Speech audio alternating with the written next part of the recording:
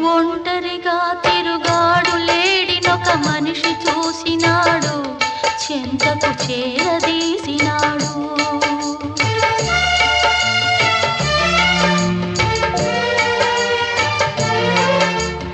అభమో శుభమో తెలియని లేడి అతనిని నమ్మింది, తన హృదయం పరిచింది.